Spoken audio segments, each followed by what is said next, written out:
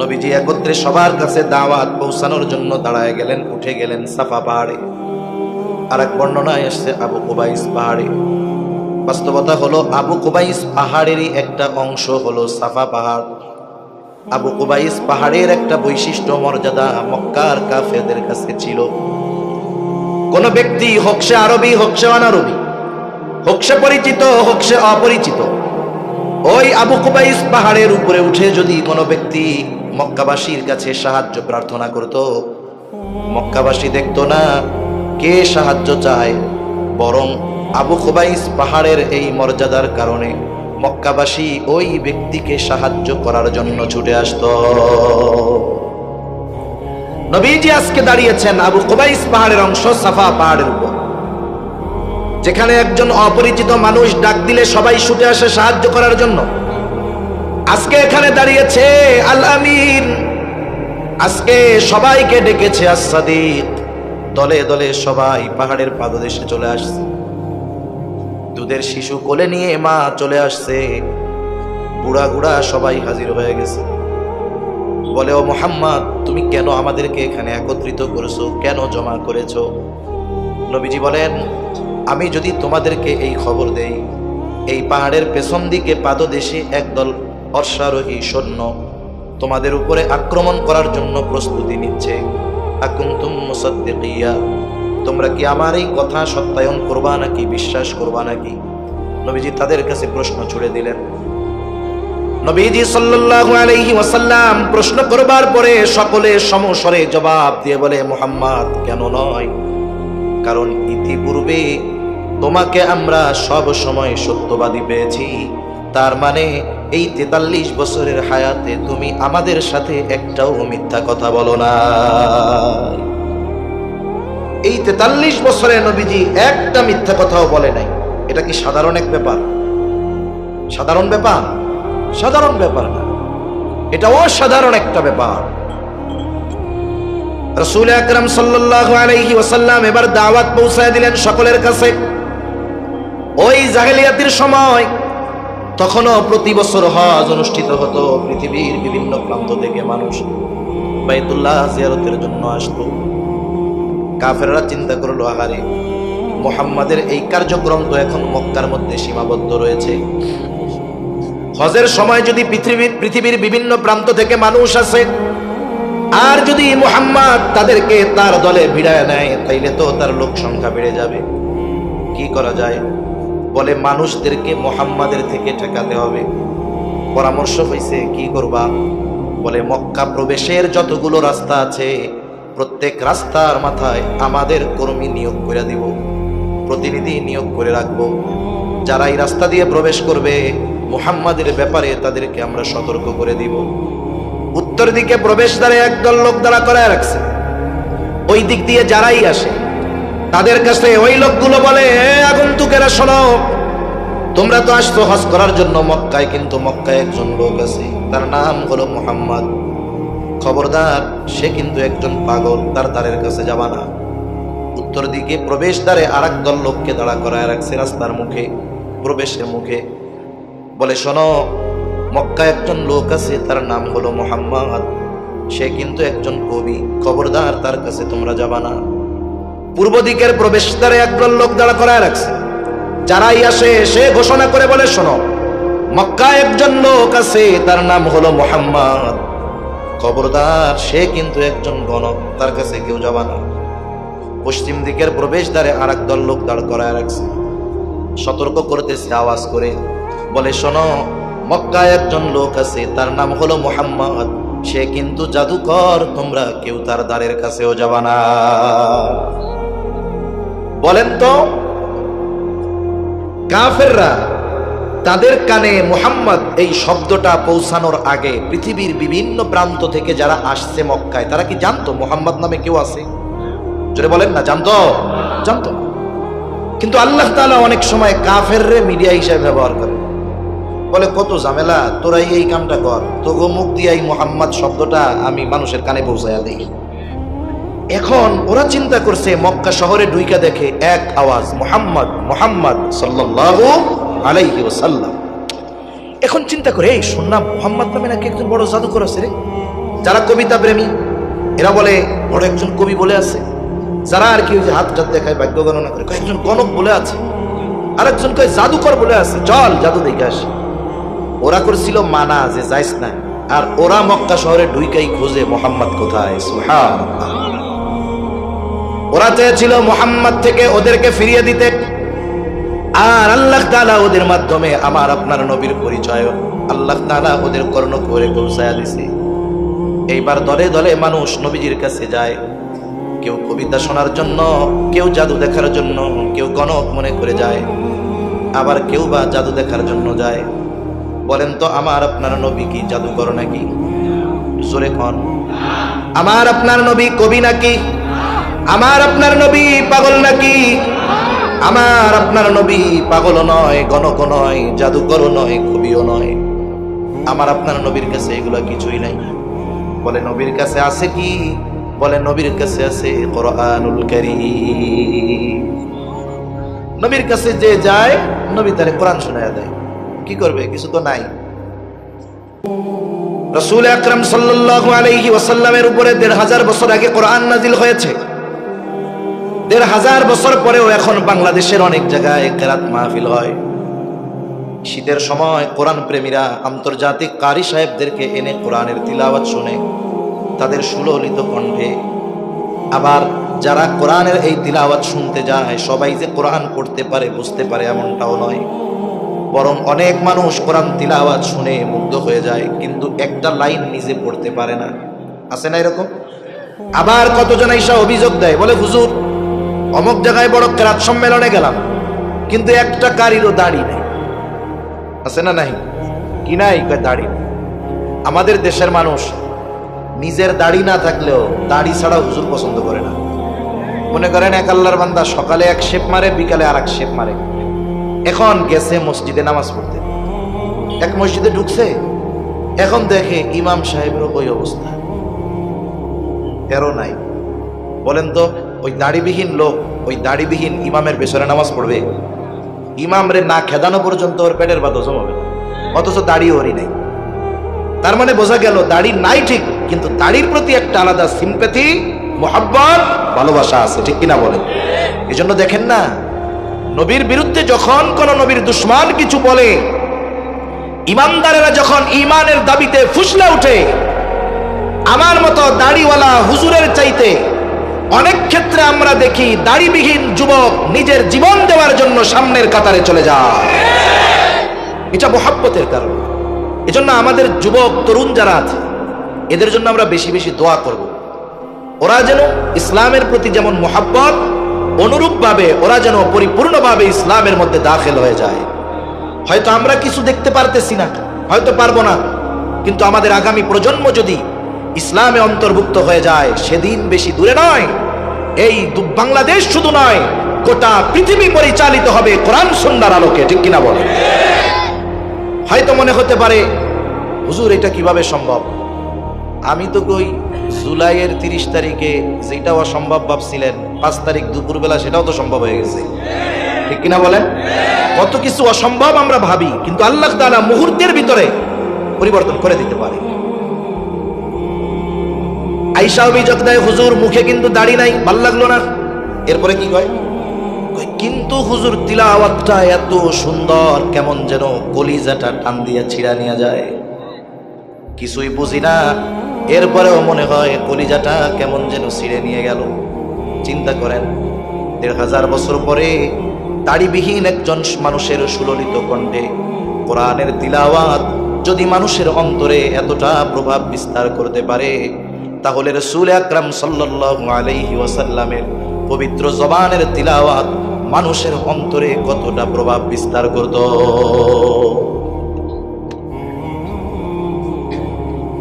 কারি সাহেবরা যখন তিলাওয়াত করে অনেক সময় লম্বা টান দেয় না, একসাথে অনেক দূর পড়ে ফেলে, ফাড়ায় ফেলায় না, টান দেয়। والضحى والليل إذا سجى ما ودعك ربك وما قلى। ঠান্ডা দিছে, কিন্তু গরম দেয়। আরো টান দেয় সাইদুল ইসলাম আসাদ ভাই, টান দেয় শেখ আহমদ বিন ইউসুফ আল আজহারী সাহেব পড়ে, কত সুন্দর কানে হাত দিয়া। والضحى والليل إذا سجى ما ودعك ربك وما قلى। আমি এই বাংলা সূরা টান দিছি তাই আপনারা আল্লাহু আকবার বলেন। আর ওই কারি যখন একটানা সূরা দোহা শেষ করে, এক এক আয়াত যায় আর কই শেষ হয় না কে, কোন সময় আল্লাহু আকবার বলবো, যখন শেষ করে তখন গোটা ময়দান আল্লাহু আকবারের আওয়াজে প্রকম্পিত হয়ে ওঠে। এটা কোরআনের একটা মজা। নবীর কাছে তারা গেছে কবিতা শোনার জন্য, নবীর কাছে গেছে জাদু দেখার জন্য, নবীর কাছে গেছে পাগল দেখার জন্য। নবীজি শোনায় দিয়েছে কোরআন। ১৫০০ বছর পরে এই কারির তিলাওয়াতে যদি হৃদয়ের অবস্থা এমন হয়ে যায়, স্বয়ং আল্লাহ তাআলা যার উপরে কোরআন নাজিল করেছেন তার জবানে যারা তিলাওয়াত শুনেছে তারা আমাদের মতো মূর্খ নয়, তারা আরবি ভাষা সম্পর্কে বুঝে। তাহলে ওই মানুষগুলোর হৃদয়ে কোরআনের প্রভাব কতটা বিস্তার করত, যাইতো জাদু দেখতে, কোরআন শুনে অন্তরে ইমানের নূর প্রজ্বলিত করে বাড়িতে ফিরত। তাহলে রাসূল আকরাম সাল্লাল্লাহু আলাইহি ওয়াসাল্লামের থেকে মানুষদেরকে ঠেকানোর জন্য কাফেররা নবীজির ব্যাপারে এই 4টি শব্দ ব্যবহার করেছে, তাতে কাজ হয় নাই, বরং দিন গেছে, সময়ের সাথে সাথে নবীজির চরিত্রে মুগ্ধ হয়ে গেছে মানুষ, কোরআন তিলাওয়াত শুনে অন্তরে হেদায়েতের নূর প্রজ্বলিত হয়ে গেছে। অথচ আফসোস লাগে, কাফেররা যেখানে নবীজির চরিত্রের ব্যাপারে অপবাদ দিতে সাহস করে না, অথচ মুসলমানের ঘরে জন্ম নিয়ে অনেক সময় আমার আপনার নবীর চরিত্রের ব্যাপারে অপবাদ দেওয়ার দুঃসাহস করে। কঠিন জঘন্য অপরাধ, মনে রাখতে হবে। রাসূল আকরাম সাল্লাল্লাহু আলাইহি ওয়াসাল্লামের চারিত্রিক ব্যাপারে কাফেররা যত অপবাদ দেয় এগুলা সব ভিত্তিহীন। হাজারো অপবাদ দিয়েও উম্মতের নবীর প্রতি বিন্দু পরিমাণ ভালোবাসা কমাতে পারবে না। যেমন তারা একটা কথা কয় যে বলে মুহাম্মাদের বয়স 25 বছর আর খাদিজার বয়স 40 বছর। এর আগে খাদিজার 2 জন স্বামী ইন্তেকাল করেছে, বয়সে প্রায় দ্বিগুণ, আবার সন্তান সন্ততি ছিল। মুহাম্মাদের মতো তরুণ যুবক খাদিজাকে বিয়ে করেছে সম্পদের লোভে, নাউজুবিল্লাহ বলেন। অথচ সিরাতের কিতাব পড়েন, ইতিহাস পড়েন, কি দেখা যাবে যে রাসূল আকরাম সাল্লাল্লাহু আলাইহি ওয়াসাল্লাম খাদিজাকে বিয়ার কথা চিন্তাও করেন নাই, প্রস্তাবও দেন নাই। প্রস্তাব এসেছে খাদিজার পক্ষ থেকে, নবীজির চরিত্রে মুগ্ধ হয়ে খাদিজা প্রস্তাব দিয়েছে, সরাসরি নিজে দেয় নাই, মাধ্যম দিয়ে দেওয়া হয়েছে। যখন খাদিজার 2 জন স্বামী ইন্তেকাল করেছে, খাদিজা চিন্তা করেছে আর বিয়ে শাদী করবে না, এভাবেই বাকি জীবন কাটিয়ে দিবে। স্বামীর কিছু সম্পদ, বাবার কিছু সম্পদ দিয়ে ব্যবসা শুরু করে দিয়েছে। তিনি একজন দূরদর্শী বুদ্ধিমতী নারী ছিলেন। অল্প দিনে ওনার এই ব্যবসায়িক খ্যাতি আরবের ঘরে ঘরে পৌঁছে গেছে। একজন মেয়ে আছে খাদিজা, প্রসিদ্ধ ব্যবসায়ী, এবং তার গুণে রূপে মুগ্ধ হয়ে পৃথিবীর অনেক রাজা বাদশাহ বড় বড় ব্যবসায়ীরা তাকে বিয়ের প্রস্তাব দিয়েছে, সব নাকচ করে দিয়েছে, না বিয়ে শাদী করবো না, বাকি জীবন এভাবে কাটায় দেব। এই ইতিমধ্যে তিনি আরবের বড় একজন ব্যবসায়ী হয়ে গেছেন। ওনার বয়স তখন 37 বছর, নবীজির বয়স 22 বছর। খাদিজা তার ব্যবসার ইতিহাসে সবচাইতে বড় কাফেলা পাঠাবে সিরিয়াতে। কি কাজ? বলে মক্কার যেই সমস্ত পণ্যের চাহিদা সিরিয়ার বাজারে আছে, এই পণ্যগুলো মক্কা থেকে নিয়ে যাবে সিরিয়ায়, আবার সিরিয়ার যেই পণ্যগুলোর চাহিদা মক্কার বাজারে আছে ওই পণ্যগুলো কিনে এনে বিক্রয় করবে মক্কায়। এক্সপোর্ট ইম্পোর্টের ব্যবসা ইতিমধ্যে চলে গেছে। খাদিজা চিন্তা করতেছে সব প্রস্তুত, কিন্তু এই কাফেলার জিম্মাদারি কাকে দেওয়া যায়? বিশ্বস্ত একজন মানুষ দরকার, খুঁজতেছে এসে যে আমার একজন বিশ্বস্ত লোক দরকার। ওই বছর মক্কায় একটু দুর্ভিক্ষ ছিল। আবু তালেব আমার আপনার নবীকে বলে, মুহাম্মদ তোমাকে তো সবাই বিশ্বাস করে, তোমার উপাধি আল আমিন। খাদিজা তার ব্যবসায়ী কাফেলার জিম্মাদার হিসেবে একজন বিশ্বস্ত মানুষ খুঁজতেছে। তুমি গিয়া খাদিজার কাছে বলো, খাদিজা আমি তোমার এই ব্যবসায়িক কাফেলার দায়িত্ব নিতে যাই। যে কও। নবীজি বলে না, আমি চেয়ে দায়িত্ব নিতে পারবো না। তবে খাদিজা যদি আমাকে প্রস্তাব দেয় আমি এটা ভেবে দেখব, কারণ দায়িত্ব চেয়ে নেওয়া আর চাপিয়ে দেওয়া দুটো বিষয় এক নয়। কোন বিষয়ের দায়িত্ব যদি আপনাদের মধ্যে মাইকটা চালু করে কই আমার এই দায়িত্বটা দেন, এখন তো আপনারা আমার দিলেন দায়িত্ব, কিন্তু দায়িত্ব পালনে আমি ফেল। আপনারা এবার মাইক নিয়ে কইবেন কি হুজুর আপনার এই দায়িত্ব নিতে কইছে কে? কাম কাজ নেই খাইয়া দেয়া, মানুষের বাড়ি খাইয়া বেড়ান আর দায়িত্ব নেওয়ার জন্য লাফা, ঠিক না? কিন্তু আপনারা সবাই মিলে আমার ধরছেন এই দায়িত্ব আপনি নেন নেন, আমি কইছি নিব না। আপনারা কইতেছেন যারে দায়িত্ব নেন আমরা তো আছি আপনার সাথে, এখন আমারে দায়িত্ব দিছেন কিন্তু আমি দায়িত্ব পালন করতে পারি নাই। আপনারা কিছু বলার আগে আমি গলা সাইডা করবো, দায়িত্ব দিছেন কেন? আমি কি নিতে চাইছি? তার মানে দায়িত্ব চেয়ে নিলে ওই শক্তি থাকে না, দায়িত্ব চাপিয়ে দিলে যেই পাওয়ার পাওয়া যায়। হযরত লোকমান নবী ছিলেন না আলাইহিস সালাম, ওনার নামে সূরাও আছে কোরআনে। ওনার ব্যাপারে আসছে তাফসীরের মধ্যে যে ওনাকে হিকমত অথবা নবুয়ত এই দুটি থেকে একটি গ্রহণ করার জন্য সুযোগ দেওয়া হয়েছে। হিকমত নবুয়ত, প্রত্যেকটা নবীর পরিপূর্ণ হিকমতওয়ালা, নবুয়তের মধ্যে হিকমত আছে, তার মানে হিকমত নবুয়তের একটা পার্ট, অংশ। আরো কত গুণ আছে নবুয়তের মধ্যে। হযরত লোকমান হিকমত গ্রহণ করলেন, নবুয়ত গ্রহণ করেন নাই। মানুষেরা জিজ্ঞাসা করে লোকমান নবুয়তের মতো মর্যাদাপূর্ণ বিষয় গ্রহণ করার সুযোগ থাকার পরেও কেন আপনি হিকমত গ্রহণ করলেন? আপনি যদি নবুয়ত গ্রহণ করতেন হিকমত তো এমনি পাওয়া যাইতেন। হযরত লোকমান বলে শোনো, আল্লাহ তাআলা যদি আমাকে সরাসরি নবুয়ত দিতে চাইতেন তাহলে আমাকে ইখতিয়ার দিতেন না, আমাকে বেছে নেওয়ার সুযোগ দিতেন না, সরাসরি আমাকে নবুয়ত দিয়ে দিতেন। আর ওই নবুয়তি জিম্মাদারি পালনে যত ব্যবস্থাপনা দরকার সব কিছু আল্লাহ তাআলা করতেন। আর যদি আমি নিজের থেকে নবুয়তকে বেছে নিতাম, ওই দায়িত্ব পালনে আমার দ্বারা যদি কোনো ত্রুটি বিচ্যুতি হয়ে যাইত তাহলে আল্লাহ তাআলার সামনে জবাবদিহিতার কাঠগড়ায় আমাকে দাঁড়ানো লাগতো। এই জন্য নবুয়তের মতো দায়িত্ব আমাকে যেহেতু আল্লাহ দেয় নাই, সেহেতু সুযোগ থাকার পরেও আমি গ্রহণ করি নাই। যেমন রাসূলুল্লাহ সাল্লাল্লাহু আলাইহি ওয়াসাল্লাম নবুয়তির প্রথম দিকে যখন জিবরাইল আলাইহিস সালাম কোরআনুল কারীম নিয়ে আমার আপনার নবীজির কাছে আসতেন, জিবরাইল আলাইহিস সালাম নবীজিকে তিলাওয়াত করে শোনায়। জিবরাইল আলাইহিস সালামের তিলাওয়াত শেষ হওয়ার আগেই নবীজি জবান আওড়াইতে থাকে। চিন্তা করে জিবরাইলের পড়া যদি শেষ হয়ে যায় আর আমি যদি এর মধ্যে সে যা তিলাওয়াত করেছে সেগুলো যদি জমা না করতে পারি, সংরক্ষণ যদি না করতে পারি, যদি ভুলে যাই তাইলে কি হবে? এই জন্য জিবরাইল আলাইহিস সালাম তিলাওয়াত করে শুনাইতেন আর তিনি জবান আওড়াইতে থাকতেন। আল্লাহ তাআলা তো সব কিছু দেখে। আল্লাহ তাআলা আমার আপনার নবীকে উদ্দেশ্য করে বলেন, লা তুহাররিক বিহি লিসানাকা লিতা'জালা বিহি ইন্না আলাইনা জামআহু ওয়া কুরআনা। আল্লাহ তাআলা বলেন, লা তুহাররিক লিসানাকা লিতা'জালা বিহি, আপনি তাড়াহুড়ো করে আপনার জবানকে বারবার আওড়াবেন না। আল্লাহ তাআলা কেমন যেন বলে, হাবিব আপনি তাড়াহুড়ো করবেন না, জবান আওড়াবেন না। আপনি কি মনে করতেছেন আপনি চুপ থাকলে এগুলো হারিয়ে যাবে, আপনি ভুলে যাবেন? এমন কিছু মনে করার সুযোগ নাই। শুনে নেন হাবিব, আমি তো আপনার কাছে ওহী পাঠাই, আমি তো আপনাকে নবুয়ত দিয়েছি, ভুলে যাওয়ার কোনো কারণ নাই। ইন্না আলাইনা জামআহু ওয়া কুরআনা, আপনি শুধু চুপ করে থাকেন, জবান আওড়ায়েন না, নড়াচড়া করেন না। এই কোরআন জমা করার এবং আপনাকে পড়িয়ে দেওয়ার দায়িত্ব আমি আল্লাহ। এগুলো জমাও আমি করব, আপনারে পড়াইয়াও আমি দিব। সুবহানাল্লাহ বলেন। তাহলে কি করবেন?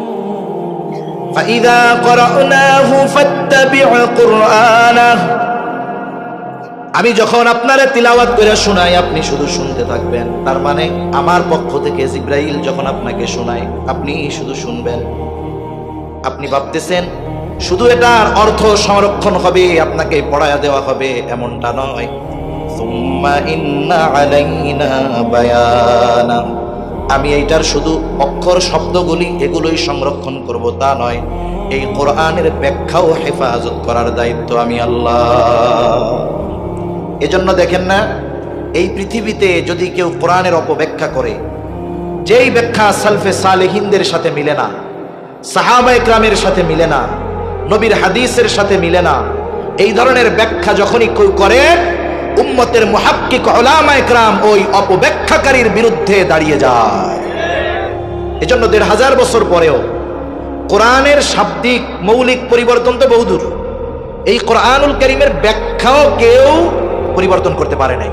মূল ব্যাখ্যা, সঠিক ব্যাখ্যা এই উম্মতের কাছে সংরক্ষিত আছে না নাই? এজন্য আল্লাহ তাআলা যদি দায়িত্ব দেন, ওই দায়িত্ব পালনের ব্যবস্থা তিনি করেন। নবীজি বলতেছেন যে আমি চাইয়ে দায়িত্ব নিব না, সে যদি বলে তাইলে চিন্তা করে দেখ।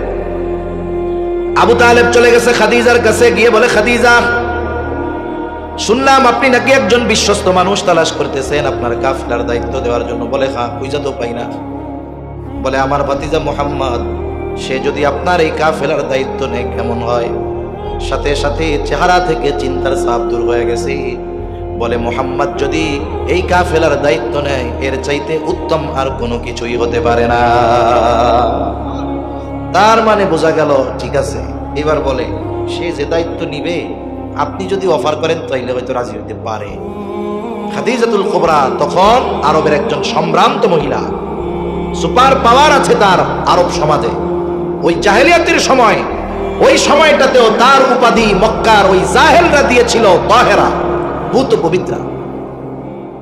খাদিজা এবার বলে, আবু তালেব, এই কথা যদি আপনি মুহাম্মদ ব্যতীত অন্য কারোর ব্যাপারে বলতেন আমি কোশ্চিনকালেও রাজি হইতাম না, কিন্তু মুহাম্মদকে প্রস্তাব দিতে আমার কোনো দ্বিধা নাই। এইবার খাদিজা প্রস্তাব দিলেন, এই কাফেলার দায়িত্ব আপনি নেন। নবীজি কাফেলার দায়িত্ব নিলেন। সফর শুরু হয়ে গেল। মক্কা থেকে পণ্য নিয়ে সিরিয়া প্রায় দ্বিগুণ লাভে নবীজি বিক্রয় করেছেন। সিরিয়া থেকে আবার পণ্য নিয়ে মক্কায় প্রায় দ্বিগুণ লাভে বিক্রয় করেছেন। সব কিছু খাদিজার কাছে বুঝাইয়া দিলেন। এইবার খাদিজা ওই সফরে একজন খাদেম দিয়েছিল, তার নাম ছিল মাইসারা। খাদিজা বলতেন, মাইসারা হইল আমার চোখ, তার মানে তার দেখা আর আমার দেখা এক। মাইসারার কাছে কারগুজারি শুনতেছে সফরের সব ঘটনা সে বর্ণনা করলো। স্পেশাল ভাবে নবীজির ব্যাপারে মাইসারা খাদিজাকে কয়েকটা কথা বলেছে। এক নাম্বার বলে, আকাশে সূর্য, আকাশের কোথাও কোনো মেঘ নাই, প্রচন্ড রোদ, মেঘের কোনো চিহ্ন নাই, লেশ মাত্র নাই। কিন্তু আমি দেখতাম যখন মুহাম্মদ রোদের মধ্যে পথ চলে, কোথাও মেঘ নাই, কিন্তু সব সময় একখণ্ড মেঘ রৌদ্রের তাপ থেকে মুহাম্মদকে ছায়া প্রদান করে। আবার আরেকদিন দেখছে যে সে এক গাছের ছায়ায় বিশ্রাম নিচ্ছে। বলে, স্বাভাবিক হলো সূর্য সরে যাওয়ার সাথে সাথে গাছের ছায়াও সরে যাবে, এটা স্বাভাবিক বিষয়। আমি খেয়াল করে দেখলাম সূর্য তার জায়গা থেকে অনেকটা সরে গেছে, কিন্তু ছায়া সরে না। কাছে গিয়ে দেখলাম সূর্য সরে গেছে, তাতে কি গাছটা স্বয়ং ঝুঁকে মুহাম্মদকে ছায়া প্রদান করতেছে। আর এক জায়গায় নবীজি বিশ্রাম নিচ্ছেন, একজন পাদ্রীর সাথে মাইসারার দেখা। মাইসারাকে ওই পাদ্রী জিজ্ঞাসা করে, যুবকটাকে পরিচয় দাও। সব পরিচয় দিছে। বাবার নাম আব্দুল্লাহ, দাদার নাম আব্দুল মুত্তালিব, মার নাম আমেনা, বংশ হলো কুরাইশ, গোত্র হলো হাশমি। সব বর্ণনা দিছে, চেহারা সুরতের বর্ণনা দিয়েছে। এইবার এই পাদ্রী বলে, শোনো, এই যুবক হয়তো ভবিষ্যতের নবী হবে। সব কথা খাদিজার কাছে বলছে। যখন নবীজি হেরা গুহায় ওহী প্রাপ্ত হয়েছেন, নবুয়ত পেয়েছেন, জিবরাইল আলাইহিস সালাম বুকের সাথে লাগাইয়া এক চাপ দিছে না, জ্বর চলে আসছে, ভয় পাইছেন, বাসায় আসছেন। আসার পরে খাদিজাতুল কুবরা রাদিয়াল্লাহু তাআলা আনহা নবীজির কম্বল দিয়ে মোড়াইয়া দিয়েছেন। এরপরে ওনার এক চাচাতো ভাই ওরাকা বিন নাওফেলের কাছে নিয়ে গেছে। এটা নবুয়তির পরে। কিন্তু ইতিহাস লেখা হচ্ছে যখন মাইসারা বলছে যে এই যুবক ভবিষ্যতের নবী হবে, এটা কইছে পাদ্রী, ওই সময় খাদিজা আরাকা বিন নাওফেল তার কাছে গেছে, যা জিজ্ঞেস করতেছে, ভাই কাছাকাছি সময় কোনো নবী আগমনের খবর টবর আছে? তখন তো শয়তান কিছু দূর যাইতে পারতো, আকাশে কিছু গোপন খবর পাইতো। সেও বড় আলেম ছিল, সে মোটামুটি তার ইলমের আলোকে বলল, হ্যাঁ, অচিরেই এই ভূখণ্ডে একজন নবীর আবির্ভাব করবে। সুবহানাল্লাহ। এখন খাদিজা তো বুঝতে পারছে মুহাম্মাদের যে চরিত্র, এটা নবুয়তি চরিত্র। এখন নবীজির প্রতি তার মুহাব্বত, ভালোবাসা, আকৃষ্টতা বেড়ে গেছে। বান্ধবীদের মজলিসে শুধু মুহাম্মাদের প্রশংসা করে। বান্ধবীরা বলে, কি ব্যাপার খাদিজা, বিয়াই নাকি করবা না? এখন দেখি খালি মুহাম্মাদ ছাড়া কিছুই বুঝো না। এভাবে দেখতে দেখতে চলে গেছে 22 থেকে 25 বছর। এইবার নবীজির কাছে নবীজির ব্যাপারে প্রশংসা করে। বান্ধবীদের মধ্য থেকে একজন বলে, খাদিজা, তোমার যদি মুহাম্মদকে পছন্দ হয় তাহলে বিয়ের প্রস্তাব দিয়ে দাও। এর আগে একটা কথা বলা দরকার, জাহেলিয়াতের সময় কিছু দিক আমাদের চাইতেও ভালো ছিল। জাহেলিয়াতের সময়ে কোনো নারীর যদি একাধিক বিবাহ হতো, সে যদি তালাক প্রাপ্ত হতো অথবা স্বামী যদি মারা যাইত, একজন কুমার পুরুষ তথা অবিবাহিত পুরুষ এই ধরনের কোন নারীকে বিবাহের ক্ষেত্রে লজ্জা করত না, মানুষও কিছু মনে করত না। আবার মেয়ের বয়স যদি পুরুষের চাইতে বেশি হইতো, এতেও খারাপ কিছু মনে করত না। কিন্তু এই সমাজে মনে করেন একজন মেয়ে, দিনদার মেয়ে, স্বামীর সাথে বিবাহ বিচ্ছেদ হয়ে গেছে, ছাড়াছাড়ি হয়েছে। আমাদের সমাজের মানুষের অভ্যাস হইল, কোন মেয়ে যদি তালাক প্রাপ্ত হয় একতরফা ভাবে মেয়েটাকে দোষারোপ করা হয়। এটা ঠিক না। কারণ আমাদের সমাজে অনেক দিনদার বাপ আছে, দিনদার বাবা, তার একটা দিনদার মেয়ে আছে, কিন্তু বিয়া দেওয়ার সময় ওই দিনদার মেয়ের জন্য দিনদার বাপ দিনদার পোলা খোঁজে না, খোঁজে গিয়া মালদার। যখন আর একজন কয় টাকাওয়ালার কাছে বিয়া দিচ্ছেন, দিন টিন তো নাই, কয় ঠিক হয়ে যাবে, টাকা থাকবে সবই ঠিক হয়ে যায়। এখন দিছে ওই মেয়েরে বিবাহ, শহরে থাকে, কিন্তু মেয়ে গিয়া দেখে হায়রে তার স্বামী পরনারীতে আসক্ত, মাদকাসক্ত, ওই বাড়িতে পাপাচারের সয়লাভ। বলেন তো, দিনদার একটা মেয়ের জন্য ওই বাড়ি যত আধুনিক আসবাব থাকুক না কেন, ওইটা তার জন্য জাহান্নাম হয়ে যাবে, ঠিক কিনা বলেন? এখন ছাড়াছাড়ি হয়ে গেছে, মেয়েটা বাবার বাড়িতে চলে আসছে। গ্রামের একজন লোক বলে, অমুকের মেয়েটা খুব ভালো। আর একজন মুখ একটা বেক্সি মাইরা কয়, ভালো কইও না, ভালো হইলে স্বামীর ঘরই করতে পারতো। এরকম বলার লোক তো নাই আপনাদের এদিকে। এটা নিচু মন মানসিকতার পরিচয়। এই জন্য তালাকপ্রাপ্তা নারী যে শুধু নারীর কারণেই বিচ্ছেদ হয় বিবাহ, এমনটা নয়। বরং বড় একটা অংশ আছে যে নারী স্বামীর ঘর করতে পারে না স্বামীর দুশ্চরিত্রের কারণে, ঠিক কিনা বলে? এখন মনে করেন ওই তালাকপ্রাপ্তা মেয়ে দিনদার মুত্তাকি, আর এক যুবক অবিবাহিত, সে গিয়ে তার দিনদার মা বাপরে বলতেছে, আব্বা মা, বিয়ের তো বয়স হয়েছে, আপনারাও মেয়ে খুঁজতেছেন, অমুক চাচার মেয়েটার ওই যে অমুক জায়গায় বিয়া হয়েছিল কিন্তু সংসার করতে পারে নাই, চলে আইছে, শুনছি মেয়েটা খুব ভালো, ওইটার সাথে আমার বিয়া দিয়ে দেন। এই কথা যেই বলবে, মা বাপ জিব্বা আধা হাত বাইরে করে কবে, আস্তাগফিরুল্লাহ। এই কথা কইস না, ইজ্জত সম্মান থাকবো, চেহারা দেখানো যাইব মানুষের লগে। বেটা তুই একটা অবিবাহিত পোলা, তুই বিয়া করবি বিবাহিত একটা মাইয়া। এই কথা তওবা তওবা তওবা, এই কথার মুখেও আনিস না, স্বপ্নেও ভাবিস না। এই যে কথাটা বললো, এটা নিঃসন্দেহে নিম্ন মন মানসিকতার পরিচয়, ঠিক কিনা বলেন? আবার যদি মেয়েটা একটু বয়সে বড় হয়, নবী তো বয়সের কথা দেখে বিয়া করতে কয় নাই। যেই 4 জিনিস দেখে বিবাহের কথা নবীজি বলছেন, এর মধ্যে বয়স আছে? বয়স নাই। দেখতে কইছে কি? বলে সৌন্দর্য, বংশ, টাকা পয়সা, দিনদারিত্ব। বয়সের কথা তো নবী কয় নাই। এখন যদি বয়সে একটু বড়ই হয়, বন্ধু বান্ধব ফাজিল আছে, কয় দোস্তরে তোর বউরে ভাবি কমু না দাদি কমু টের পাই না তো, কে কয় তোর সে বয়সে বড় না। আবার যদি ওই ছেলেটা একটু ত্যাগ স্বীকার করে, এমন কাউকে বিবাহ করে যে মেয়েটার একটা বাচ্চা হইছে, স্বামী মারা গেছে, এখন বাচ্চা সহ সে বিয়া করছে, তাইলে কইব যে আমরা মুক্তাগাছার এই কালীর বাজার গিয়া 5 লিটার তেলের সাথে সাবান ফ্রি পাই, আর তুমি ভালো বিয়া করে পোলাপান ফ্রি পাইছো। এরকম বলা লোক সমাজে আছে না নাই? এটা নিম্ন মন মানসিকতার পরিচয়, ঠিক কিনা বলেন? যারা এই ধরনের কাজ করে তাদের চাইতে যারা পরকিয়া করে তারা মনে হয় ভালো। মিয়া, পরকিয়া যে করে তারে তো সমাজ থেকে বের করে দেওয়া দরকার, আর এই ধরনের সাহসী কর্ম যারা করে এদেরকে পুরস্কার দেওয়া দরকার। যে সমাজের স্রোতের বিপরীতে গিয়ে রাসূল আকরাম সাল্লাল্লাহু আলাইহি ওয়াসাল্লামের এই করণীয় কাজগুলো সমাজের কথায় কান্না দিয়ে যে করতেছে, তাকে পুরস্কৃত করার দরকার ছিল। 25 বছর বয়স, নবীজির কাছে এইবার খাদিজাকে বলে তুমি প্রস্তাব দাও। খাদিজা বলে আমি যদি মুহাম্মদকে প্রস্তাব দেই, সে যদি ফিরায় দেয় লজ্জা পাবো।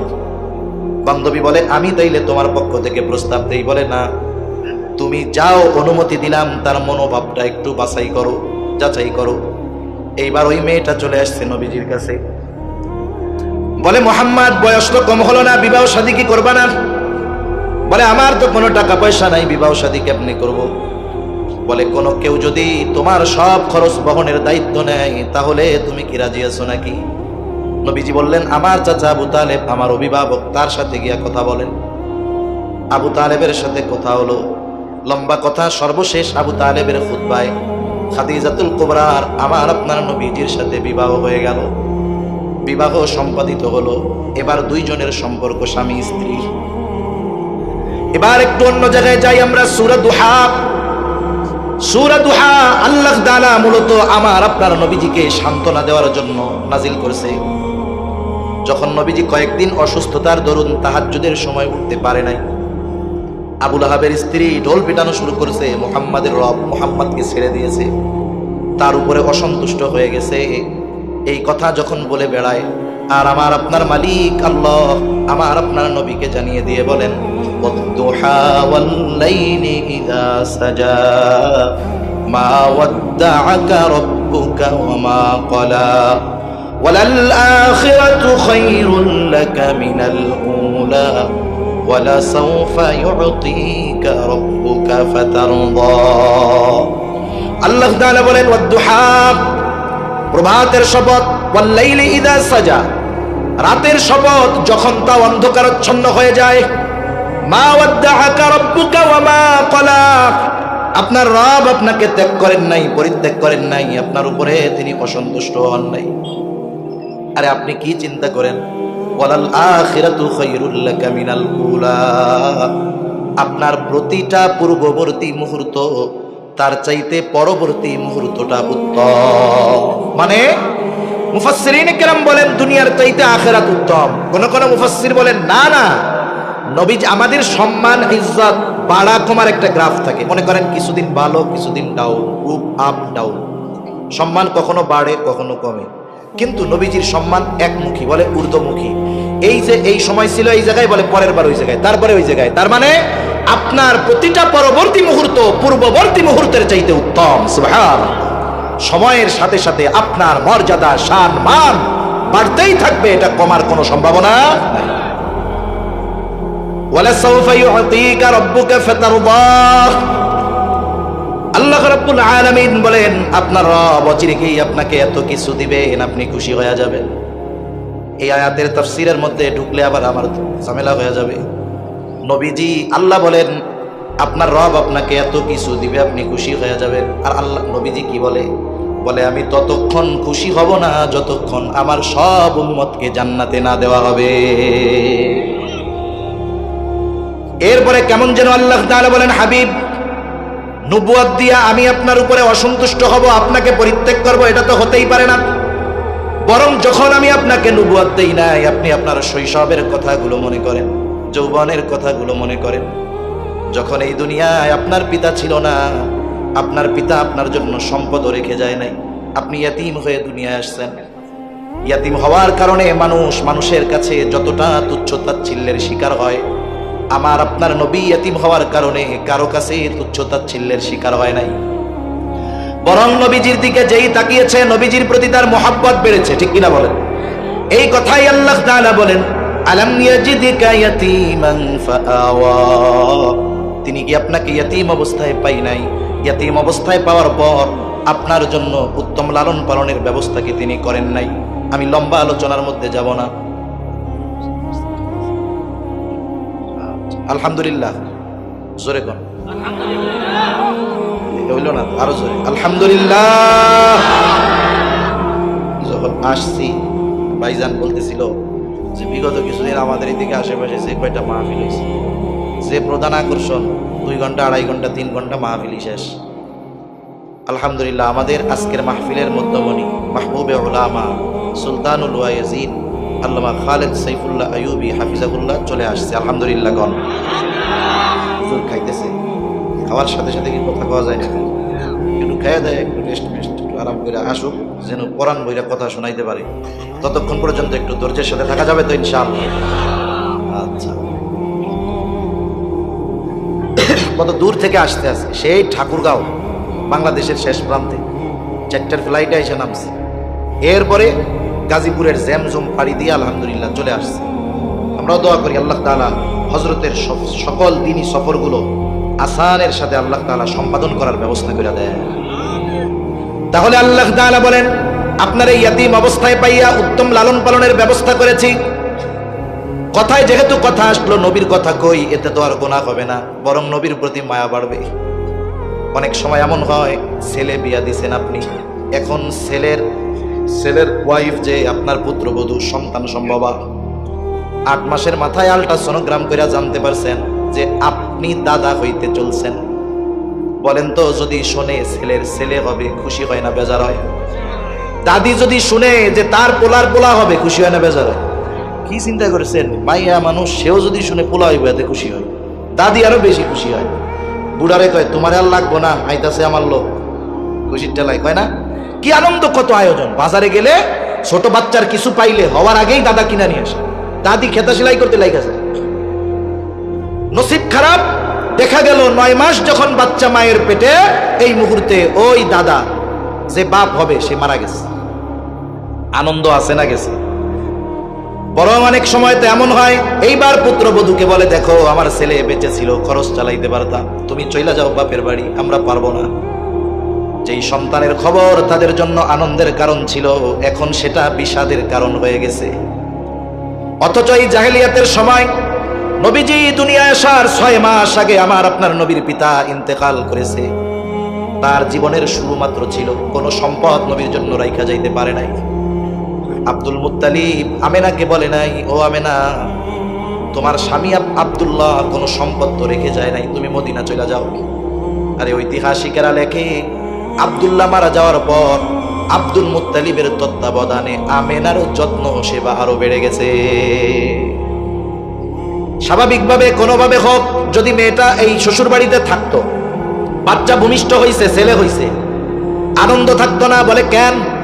বলে ওনার ছেলে মারা গেছে, ওই ছেলেকে দেখে আর আনন্দ হবে না, কপালটা গুছায় থাকবে, কে খাওয়াবে, কে চিকিৎসা করাবে।